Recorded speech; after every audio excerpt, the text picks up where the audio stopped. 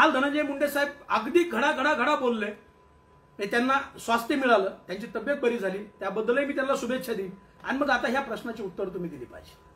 ही जी समाजातली फार मोठी यादी आहे, ही मी फक्त नावं जी घेतलेत ना, ही फक्त बोटावर मोजण्याची नावं आहेत. हजारो कुटुंब आहेत. हे हजारो कुटुंब या लोकांनी अन्याय करून उद्ध्वस्त केले आहेत. ते वंजारी समाजाचे. आणि मग त्यावेळेला जात का बदनाम नाही झाली? 22 महिन्यापासून बापू आंधळ्यांच्या खुनाचे मारेकरी सापडत नाहीत. सॉरी, महादेव मुंडेंच्या. त्यावेळेला जात बदनाम होत नाही. तुमच्या घरापासून 400 मीटरवरती महादेव मुंडेंचं घर आहे, तुम्ही भेटायला जात नाही. बापू आंधळेचा खून होतो, बापू आंधळेच्या कुटुंबाचं साधं साक्ष सुद्धा त्या प्रकरणात नाही. गोट्या गित्तेसारख्या दारुड्या सोट्या माणसाच्या फिर्यादीवरती तुम्ही बबन भोगितेंना आरोपी करता. आणि बाळा बांगर सारखा 24 तास त्याच्या गाडीमध्ये असणारा माणूस ज्या वेळेला सांगतोय की हा खून वाल्मिक कराड आणि त्यांच्या मुलाने केलाय, आणि पोलीस म्हणतात की आम्हाला सत्यता तपासावी लागेल, आमच्यावरती गुन्हे करताना सत्यता तपासायची गरज नाही, पण तू वाल्मिक कराडवरती ती जर गुन्हा दाखल करायचा म्हणला तर ही सत्यता तपासावी लागते. कावत साहेबांना माझं आव्हान आहे, आपण अतिशय चांगले अधिकारी आहात, आपल्या कार्यकाळामध्ये खूप चांगलं काम झालं, आणि या प्रकरणामध्ये आपण खोलात जावं. हा जो परळीमध्ये जो बिहारच्या पलीकडचा जो प्रकार चालू आहे, बिहारच्या पलीकडचा, बिहार तरी खूप कमी आहे तिथे, अनेक महादेव मुंडे बापू आंधळे परळीच्या मातीमध्ये गाडले गेलेले. आणखी काही खून आहेत त्याच्यामध्ये. एकदा महादेव मुंडेमध्ये आरोपी अटक होत्यात, ते लोक सुद्धा समोर यायला तयार आहेत. आणि मग ही जी माती बदनाम झाली, हा जो जिल्हा बदनाम झालाय, आदरणीय धनंजयजी मुंडे साहेब, हा तुमच्यामुळे बदनाम झालाय, तुमच्या काळ्या कारनाम्यामुळे बदनाम झाला. तुम्हाला पुन्हा मंत्री व्हायचंय, तुम्हाला पुन्हा काहीतरी मिळवायचंय. तुम्ही काल काहीतरी शेरोशायरी केली, आणि त्या शेरोशायरीमध्ये तुम्ही सांगितलं की काय मी गुनाह न करके बहुत कुछ मैंने सहा है. मी बसल्या बसल्या मलाही एक शेरोशायरी आठवली. तू गलत भी है, तू कातिल भी है, तू गलत भी है, तू कातिल भी है, वाल्मीकि की हर गुनाह में तू शामिल भी है. तू गलत भी है, तू कातिल भी है, वाल्मीकि की हर गुनाह में तू शामिल भी है. आज तुझे मिल रही है क्लीन चिट, आज तुझे मिल रही है क्लीन चिट. किस्मत वाला है तू, आज सरकार तेरी है. आज तुझे मिल रही है क्लीन चिट, किस्मत वाला है तू, आज सरकार तेरी है. सब्र कर मेरे दोस्त, कल बारी हमारी. धन्यवाद. ज्या पद्धतीने बापू आंधळे असतील, महादेव गित्ते असतील, यांची हत्या झाली, महादेव मुंडे असतील यांची हत्या झाली, त्या पद्धतीने तुमची देखील हत्या होणार होती, तुम्ही असं बाकी वर्तवलेलं आहे.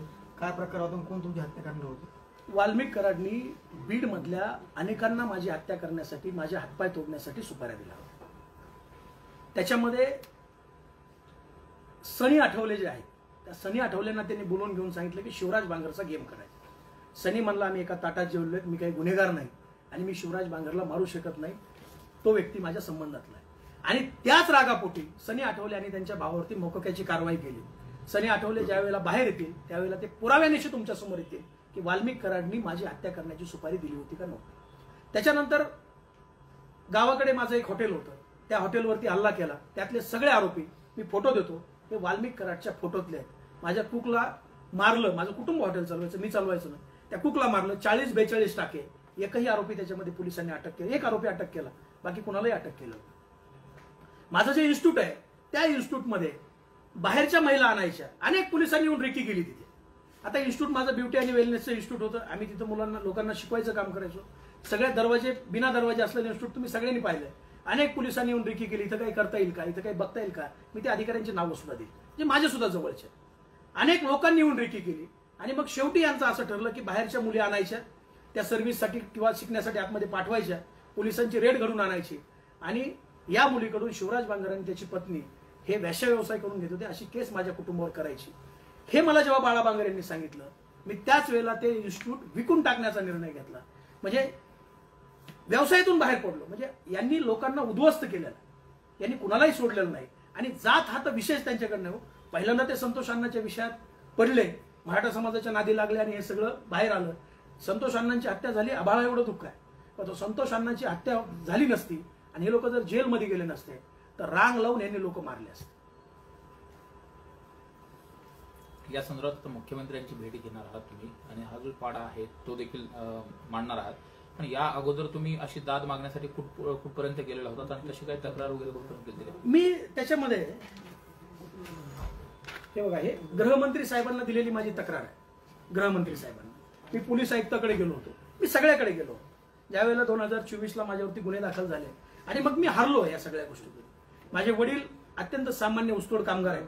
बिचारे 2-2 महिने माझं 8 किलोमीटर गाव आहे, बीडला सुद्धा येत नाही. त्या वडिलावरती गुन्हा दाखल झाला आणि मी हारलो की आपल्यावर होतोय तोपर्यंत आपण लढूया. मग तू जर वडिलावर आणि आईवर आलं तर लढणं शक्य नाही. मग मी असा विचार केला की संपलं पाहिजे आणि मी एक 6 पानाची सुसाईड नोट लिहिली. त्याच्यामध्ये मी तो उल्लेख केलेला आहे की मी शास्त्री महाराजांकडे सुद्धा गेलो होतो. वारंवार त्यांना सांगितलं की हे आमच्यावरती अन्याय करतायत. माझे आजोबा हे मरेपर्यंत गडाचे सेवेकरी होते, माझ्या आईचे वडील. आम्ही गडाचे सेवेकरी आहोत. आणि मग त्यांना सुद्धा दाद मागितली होती. समाजाच्या न्यायालयात सुद्धा गेलो होतो. अनेक समाजातले जी लोक आहेत त्या प्रत्येकाकडे गेलो होतो. प्रत्येक जण आपापल्या पद्धतीने त्यांना बोललाय, परंतु त्यांनी सांगितलं तो माझा वैयक्तिक विषय. आता काय वैयक्तिक विषय आहे तर त्यांनी भगवान बाबाच्या समाधीवर हात ठेवून सांगावं की हा माझं याचं नुकसान केलेलं आहे. कुठलंच नुकसान नाही, फक्त भगवान बाबाच्या पायथ्याला 2020ला ऊसतोड कामगाराचा मेळावा घेतला. मी त्यावेळेस वंचित बहुजन आघाडीचा जिल्हा अध्यक्ष होतो, ऊसतोड कामगार संघटनेचा अध्यक्ष होतो. बाळासाहेबांना आणलं आणि तिथून पुढे हे लोक हातपाय धुवून माझ्या पाठीमागे लागले. एकच भावना आहे की वंजारी समाजातल्या कुठल्याही माणसानं स्वतःचं वेगळं अस्तित्व निर्माण करायचं नाही. आणि मग अनेकाकडे गेलो पण न्याय मिळाला नाही. शेवटी आम्हाला नियतीच्या न्यायालयात न्याय मिळाला. हा जो न्याय मिळाला ना आज, तो नियतीच्या न्यायालयातला न्याय. आज जर वाल्मिक कराड बाहेर असते तर शिवराज बांगर तुम्हाला इथे दिसला नसता. एक तर मी मकोकामध्ये जेलमध्ये असतो किंवा माझी हत्या झाली असती. वाल्मिक कराडचं असं तुमचं काय वैर होतं की जे तुमचा खून करण्याची सुपारी देण्यापर्यंत जात होतं? वाल्मिक कराडचं माझं वैर काहीच नव्हतं. मी तेच विचारतो की नेमकं वैर काय. पण तुम्हाला एमपीडी ऍक्ट खाली मला जेलमध्ये डांबलं 7 महिने 13 दिवस, एक रास्ता रोको आणि एक अशी केस आहे की त्या केसमध्ये ह्या व्यक्तीला मी कधी पाहिलं सुद्धा नाही हे त्याचं ऍटिट्यूड आहे. त्यांनी सांगितलं होतं की शिवराज बांगरची माझी ओळखही नाही, मी त्याला कधी भेटलो नाही, परंतु मला पोलीस स्टेशनला नेलं आणि मला सही करायला लावली. मला धनंजय मुंडेच्या जवळच्या वाल्मिक कराडचा फोन आला होता की तू सही करून ये आणि मी सही करून आलो. त्याच्यानंतर त्यांनी ऍफिडेव्हिट दिलं कोर्टामध्ये की आम्ही ओळखत नाही. ह्या 2 गुन्ह्यावरती त्यांनी मला एमपीडीए लावला. एमपीडीए लावून 7 महिने त्यांनी जेलमध्ये सोडलं. मी आजही धनंजय मुंडे साहेबाला जाहीर आव्हान आहे, वाल्मिक कोण आहे? वाल्मिकची काय अवकात आहे? वाल्मिक हा गुन्हेगार म्हणजे असले 100 वाल्मिक या रस्त्यावरती फिरतात, पण त्याच्या पाठीमागे जी शक्ती आहे ना, ताकद, ती धनंजय मुंडे साहेबाची. तेव्हा धनंजय मुंडे साहेबाला असं हात झटकून चालणार नाही.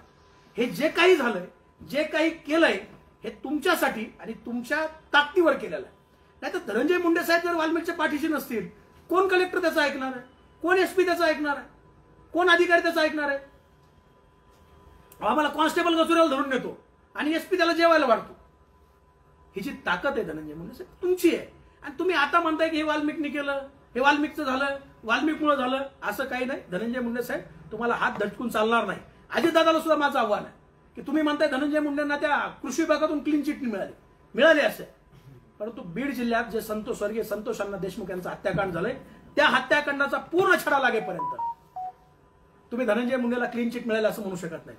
काल धनंजय देशमुख भैयांनी सुद्धा सांगितलं की त्या काळामध्ये 40 कॉल हे धनंजय मुंडे, वाल्मिक कराड या लोकांचे झालेले आहे. आज तुमची सरकार आहे, सरकार तुमचं आहे म्हणून तुम्ही बाहेर आहे. जर सरकार तुमचं नसताना तुम्ही सुद्धा वाल्मिकच्या बाजूला 9 नंबरमध्ये असता. त्यामुळे माझी जात बदनाम झाली, माझा जिल्हा आणि माझी माती, ह्या मातीला बदनाम करण्याचं काम धनंजय मुंडे साहेब तुमच्या वृत्तीनं केलंय. तुम्ही म्हणले दुश्मनी माझ्यासोबत होती का? धनंजय मुंडे साहेब तुमचा आमचा बांधाला बांध नाही, तुमचं आमचं सोयरपण सुद्धा नाही. तुमच्यासोबत दुश्मनी त्याचं काय कारण आहे? दुश्मनी ही तुमच्या वृत्तीसोबत आहे. आडवा आला की मारून टाकायचा, आडवा आला की जेलमध्ये टाकायचा, गोरगरिबांना फसवायचं, पैसे घ्यायचे, उद्ध्वस्त करायचं, खोटे केसेस करायच्या. ही जी तुमची वृत्ती आहे त्या वृत्तीसोबत आमची दुश्मनी आहे. आणि माझे हात जोडून मीडियाला सुद्धा विनंती आहे की ही धनंजय मुंडे साहेब आणि वाल्मिक कराड ही एक वृत्ती आहे. त्या वृत्तीमुळे हे सगळं झालंय. माझ्या जातीने काही केलेलं नाही. 5-10% लोक आहेत त्यात, परंतु 90% माझा समाज हा वेगवेगळ्या क्षेत्रामध्ये आज टॉपवरती गेला. पद्मश्री तात्याराव लहाने माझ्या समाजाचे, संजय बांगर माझ्या समाजाचा आहे, मनसुख रावतकर माझ्या समाजाचे आहेत, भरत आंधळे माझ्या समाजाचे. अनेक नावं, अशी हजारो नावं घेता येतील की वेगवेगळ्या क्षेत्रामध्ये आपला ठसा उमटवत आहेत. ही माझ्या समाजाची लोक आहेत. आणि त्या लोकांना मागे सोडून वाल्मिक कराड सारख्या गुन्हेगाराला पुढे करून माझा समाज बदनाम करायचं थांबवा. माझा समाज हा अतिशय चांगला आहे, अतिशय चांगल्या पद्धतीनं काम करणार आहे, शब्दाला जागणारा माझा समाज आहे, कष्टाळू समाज आहे. त्यामुळं माझा समाज कधी बदनाम नाही, तो होणारही नाही. तुम्ही झालात, तुमचे चेले चपाटे झालेत आणि त्याचं सगळं जे गठुड आहे ते समाजाच्या खांद्यावरती तुम्ही टाकू नये. आणि जर टाकायचं असेल तर या समाजाची परिषद भगवानगडावर भरावी. ज्या लोकांना तुम्ही उद्ध्वस्त केलं मी त्यांना घेऊन येतो आणि ह्या सगळ्यांची उत्तरं तुम्ही भगवानगडावरती द्यावं. हे मी का केलंय कशासाठी केलंय आणि ही जातीतली लोक नाही आहेत का? बापू आंधळेंचा खून नेमका कोणी केलाय आणि त्याच्या मागे तुम्ही आता नाव सांगितलं, त्याच्यामुळे काही मागणी करणार का? बापू आंधळेचा जो खून आहे, महादेव मुंडेचं स्टेटमेंट आहे, त्याच्यामध्ये त्यांनी स्पष्ट असं सांगितलंय की बापू आंधळेचा खून हा गोट्या गीते, सोमनाथ सलगरे, राजा फड या लोकांनी केलेला आहे आणि हे स्टेटमेंटमध्ये आहे त्याच्यात. तरीही पोलिसांनी त्याच्यामध्ये काही कारवाई केली नाही. बापू आंधळे हा अत्यंत गरीब कुटुंबातला वंजारी समाजाचा पोरगा आहे, नातेगोते लहान आहेत आणि कुठल्या ना कुठल्या बबन गीतेंना गुंतवायचं होतं म्हणून बापू आंधळे त्या महादेव गीतेच्या दारात नेऊन मारून टाकलाय. आमची मागणी आहे की त्याच्यामध्ये एसआयटी लावून त्याची फेर चौकशी झाली पाहिजे. एसआयटी मध्ये पंकज कुमावत साहेबासारखा अधिकारी आणि संतोषजी साबळे साहेबासारखे अधिकारी आम्ही त्या ठिकाणी मागितलेले आहेत. मुख्यमंत्री साहेबांकडे सुद्धा आम्ही तीच मागणी करणार आहेत की पंकज कुमावत साहेबाला इथे बोलवा, कारण त्याशिवाय हे सगळं धुवून निघणार नाही. परळीची माती खाणं, जी परळीची जी माती आहे ना तुम्ही म्हणता जी बदनाम झाली, त्या मातीच्या आड जे मुर्दे तुम्ही गाडलेत ना गोरगरीब लोकांचे, सामान्याचे, ते बाहेर आल्याशिवाय राहणार. त्यात वाल्मीकरणाचं देखील नाव आहे एफआयआर मध्ये, तर त्यांचा रोल काय नेमका त्याच्यात? हे सगळं वाल्मिक कराडने घडून आणलेलं आहे. म्हणजे ज्या वेळेला हे लोक 6 वाजता महादेव गीतेच्या घरी आले त्यावेळेला ते वाल्मिक कराडला भेटून त्याच्या जवळून आले होते. पुन्हा तिथून त्यांची बाचाबाची झाली. महादेव गीतेच्या पत्नीने त्यांना विनंती केली, तुम्ही सगळे एकत्र काम करत होतात आणि त्यांना नेऊ नका. परत गेल्यानंतर 8:20 हे लोक आली आणि आल्यानंतर डायरेक्ट महादेव गीतेवरती आणि त्याच्या घरावरती फायरिंग केली. या दोन्ही वेळेला हे सर्व आरोपी आणि वाल्मिक कराड यांचं लोकेशन एक आहे. त्याच लोकेशन लोक आले आहेत. हे सीडीआर जे आहे, ड्रम डाटा जो आहे तो सुद्धा तपासला पाहिजे की यातला गोट्या गीते, राजा फड, सोमनाथ सलगिरे ही जी लोक आहेत ही त्या वेळेमध्ये नेमकी कुठं होती, कुठून कुठे आली. पोलिसांनी जी कथा रचली आहे त्या कथेमध्ये आणि घटनेमध्ये जमीन आसमानचा फरक आहे. आमचा परळी पोलिसावरती अजिबात भरोसा नाही, कारण परळी पोलिसांनी एवढं छळलंय की त्या छळाची परिसीमाच झाली आहे. त्यामुळे परळी पोलीस नको आहे. आम्हाला आयपीएस पंकज कुमावत साहेबांची त्या ठिकाणी एसआयटी पाहिजे, संतोष साबळे साहेबांसारखा अधिकारी पाहिजे आणि होऊ द्या ना दूध का दूध पाणी का पाणी. करा मुंडे साहेब, तुम्ही सुद्धा मागणी करा की महादेव मुंडे हा माझ्या जातीचा आहे, त्याची हत्या झाली, 22 महिने झाला आरोपी सापडत नाहीत. तुम्ही करा एसआयटीची मागणी. सभागृहामध्ये एखादं निवेदन करायला पाहिजे तुम्ही. बापू आंधळेचं कुटुंब का पुढे येत नाही? बापू आंधळेच्या कुटुंबाचं का स्टेटमेंट घेतलं जात नाही? म्हणजे माणसं मारायची आणि तुमचीच माणसं फिर्यादी करायची आणि जी लोक आडवी येत आहेत ती लोक जेलमध्ये घालायची. हा जो त्या ठिकाणचा जो प्रकार आहे, ही जी नीती आहे ती नीती आता कुठेतरी थांबली पाहिजे. कारण गोरगरिबाची लेकरं जेलमध्ये, तुमचे जे लोक आहेत ते बाहेर. त्या स्वप्नील पुजारीला, सहदेव सातभाईला हातपाय तुटूस तो मारलो, हातपाय तुटलेत आणि डॉक्टर सांगतात नाही खर्चटलंय आणि मुंबईचे डॉक्टर सांगतात त्याचे पाय तुटलाय, हात तुटलाय. म्हणजे एवढं निर्दयीपणे त्या लोकांना मारलंय आणि पोलीस साधी एनसी सुद्धा घेत नाहीत. कोर्टात जावं लागतं आणि कोर्टाच्या आदेशाने या लोकांवरती गुन्हे दाखल होतात. मग हा जो गोट्या गीते आहे ना, त्या गोट्या गीतेला संरक्षण कुणाचं आहे? मला खरं म्हणजे भीती आहे आता की ह्या जेवढ्या काही हत्या परळी शहरामध्ये झाल्या त्या हत्येमध्ये गोट्या गीते हा प्रमुख आरोपी आहे. आणि तो कुणाच्या इशाऱ्यावर काम करत होता अख्ख्या परळीला आणि आपल्याला सगळ्याला माहिती आहे. आता गोट्या गीते फरार आहे. या लोकांनी गोट्या गीतेची हत्या करू नये, कारण गोट्या दफन पुरे राज दफन. कारण आता हे सगळं गळ्याशी येणार आहे, हे सगळं तुमच्या अंगावरती येणार आहे. त्यामुळे गोट्या गीतेला सुद्धा माझे बाबा कुठं बघत असतील मला, तर तुला सुद्धा माझी विनंती आहे, सरेंडर हो आणि जीव वाचव. सर, अगदी सुरुवाती काळाला तुम्ही आणि धनंजय मुंडे सहकारी म्हणून काम केले तुम्ही त्यांच्याकडे.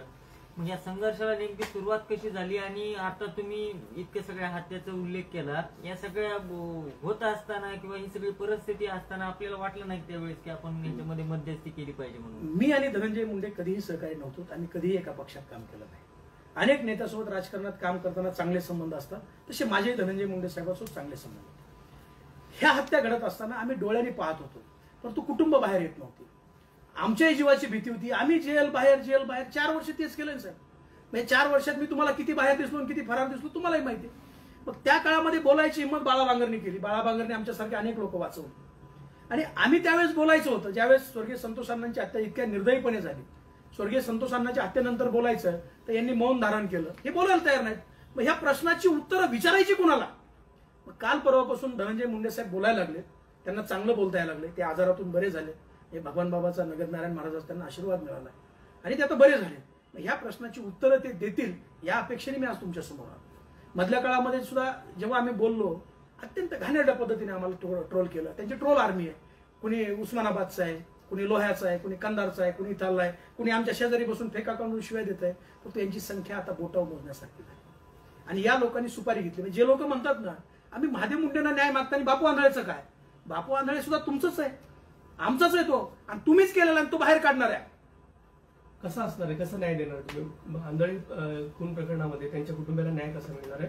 काय आंदोलन केलं जाणार आहे? आंधळे कुटुंबाला न्याय देताना आम्ही त्याच्यामध्ये सर्वप्रथम SITची मागणी केलेली. मुख्यमंत्र्यांना भेटून सुद्धा आम्ही SITची मागणी करणार. आदरणीय जितेंद्र आव्हाड साहेब, आदरणीय सुप्रियाताई सुळे, सुरेश अण्णा धस यांनी सातत्याने हे विषय उचललेले आहेत आणि याच्यामध्ये SITची मागणी करून या खुनाची फेर चौकशी झाली पाहिजे. एकदा फेर चौकशी झाली, एकदा यांचे लोकेशन चेक झाले, परळी पोलीस सोडता, परळी पोलिसाकडून नको आहे. कारण परळी पोलिसाला जर याची चौकशी दिली तर परळी पोलीस मला आणि बाळा बांगरला सुद्धा त्या खुनात आरोपी करतील पुन्हा. ते हे राहिले होते दोन, हे घ्या आणला. त्याच्यामुळे परळी पोलीस सोडता IPS दर्जाचा अधिकारी, तेही पंकज कुमावतच असावेत अशी आमची मागणी आहे. संतोष साबळे साहेबासारखा अधिकारी असावा आणि PI रवी सानप साहेब जे आहेत ते, ससाने साहेब यांची सुद्धा चौकशी झाली पाहिजे. यांना कुणाकुणाचे फोन आले. कारण बापू आंधळेचा FIR हा अंबेजोगाईच्या रेस्ट हाऊसमध्ये 4 वकिलांनी बसून, वाल्मिक कराडनी बसून बनवलेला आहे. कुणाचं नाव घालायचं, कसं बसवायचं, काय करायचं, आणि मग त्या पद्धतीने बबनभाऊ गीतेला, महादेव गीतेंना, मुकुंद गीतेला, नेरकरला, आमच्या या सगळ्या लोकांना त्याच्यामध्ये गुंतवलं. फेर चौकशी झाली त्रयस्थ अधिकाऱ्यामार्फत, तर याच्यामध्ये 100% त्या कुटुंबाला न्याय मिळणार आहे. मी कुटुंबाला आव्हान केलं की तुम्ही सुद्धा आता बाहेर या. माणूस गेलाय, आपला करता पुरुष गेल्यानंतर घरामध्ये काही शिल्लक राहत नाही. मग असं काय मेलो काय जगलो काय, तर लढता लढता मेलो तर निदान लोक म्हणतील तरी लढले तरी. CCTV काही महादेव गीते यांच्या घरचे आहेत आणि त्या संदर्भात काही टाइम लोकेशन आहे ज्यामध्ये यांना आरोपी केलं गेलं होतं बबन गीतेंना, तर त्या संदर्भातले काही पुरावे वगैरे सादर केले? ते न्यायालयीन प्रक्रियेचा भाग आहे. तो न्यायालयीन प्रक्रियेचा भाग आहे, त्याच्यामुळे तो न्यायालयामध्ये आम्ही देणार आहे. जे काही त्यांनी त्या अधिकाऱ्यांना हाताशी धरून केलंय, काय केलंय, हा भाग न्यायालयीन प्रक्रियेचा, त्यामुळे त्याच्यावरती बोलता येणार नाही. पण तो गोट्या गीतेला ज्या पद्धतीनं त्यांच्या अंगावरती घातलं होतं, CCTV आहे का तिथला महादेव गीतेंच्याकडे? निश्चितपणे त्या परिसरातले CCTV आहेत आणि ते आम्ही न्यायालयामध्ये देऊ. पण तो ज्या पद्धतीने गोट्या गीतेला मरू घातला होता आणि महादेव मुंडेमध्ये सुद्धा बबनभाऊ गीतेंचा आणि राजाभाऊ फड, ते 6 महिन्यापूर्वी राजाभाऊ फड म्हणले होते की मला गुंतवण्याचा प्रयत्न झाला. या पद्धतीचा जो हे जे प्रयत्न आहे तो अनेक वेळेला बबनभाऊच्या बाबतीत झाला होता.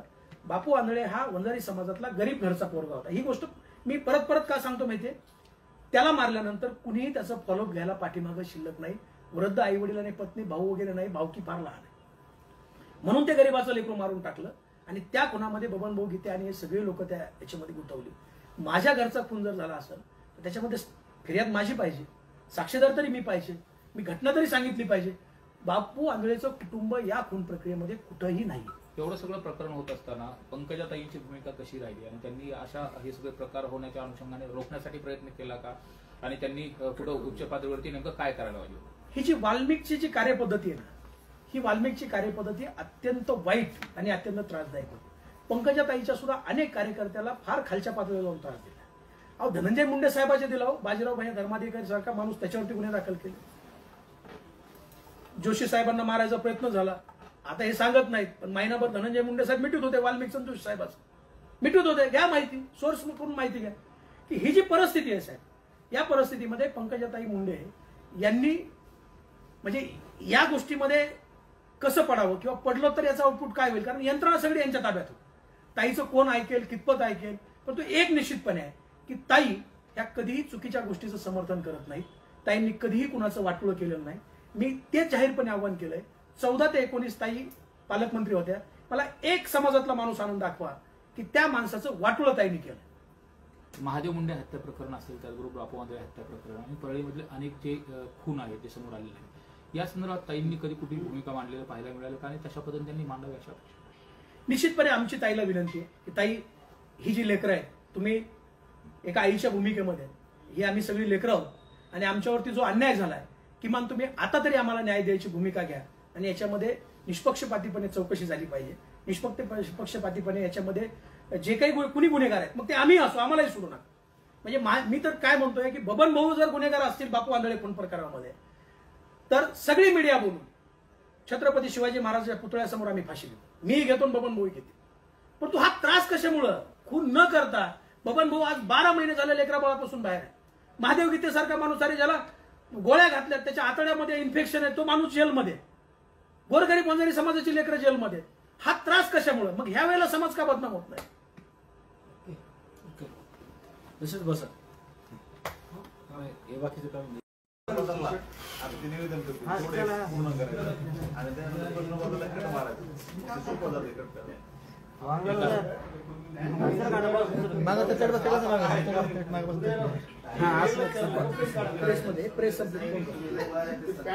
सुरू केलं लाईव्ह या सुरू झालं.